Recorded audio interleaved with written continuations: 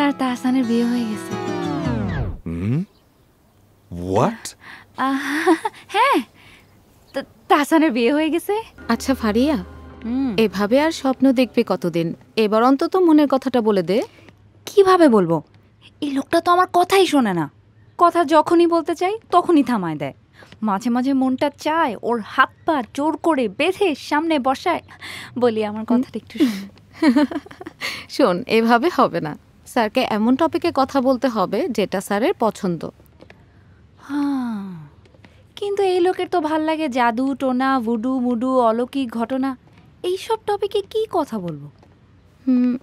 এটাও ভাববার বিষয়। আচ্ছা, তোর সাথে কি কখনো অলৌকিক ঘটনা, এমন কোনো ঘটনা ঘটেছে যেটা তোর মানে মনে পড়ে? একটু দেখতো।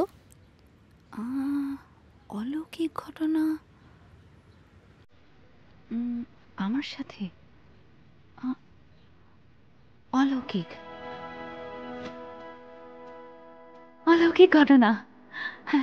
হ্যাঁ, আমাদের গ্রামে 6 মাস আগে। হ্যাঁ দোস্ত পাইছি, দোস্ত পাইছি। দোস্ত, এই Faria. Sir sir sir sir sir sir sir sir sir sir sir একটু দাঁড়ান, একটা জরুরি কথা আছে। কি দরকারি কথা? একটু তাড়াতাড়ি বলে ফেলো। স্যার তাহসানের বিয়ে হয়ে গেছে। হোয়াট? হ্যাঁ, তাহসানের বিয়ে হয়ে গেছে। ও তো আমার ছোটবেলা থেকে ক্রাশ। কি যে ভাল লাগতো। স্যার ওরও বিয়ে হয়ে গেছে। স্যার একে একে সবার বিয়ে হয়ে যাচ্ছে, কিন্তু আমার বিয়ে হইতেছে না। এটাই তোমার জরুরি কথা?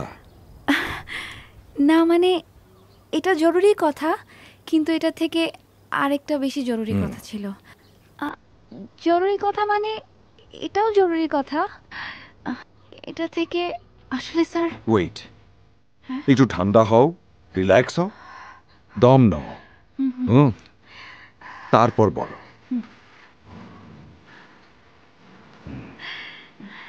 Relax sir. স্যার, আমাদের গ্রামে 6 মাস আগে একটা ঘটনা ঘটছিল। কি ঘটনা? স্যার, ঘটনাটা সাংঘাতিক।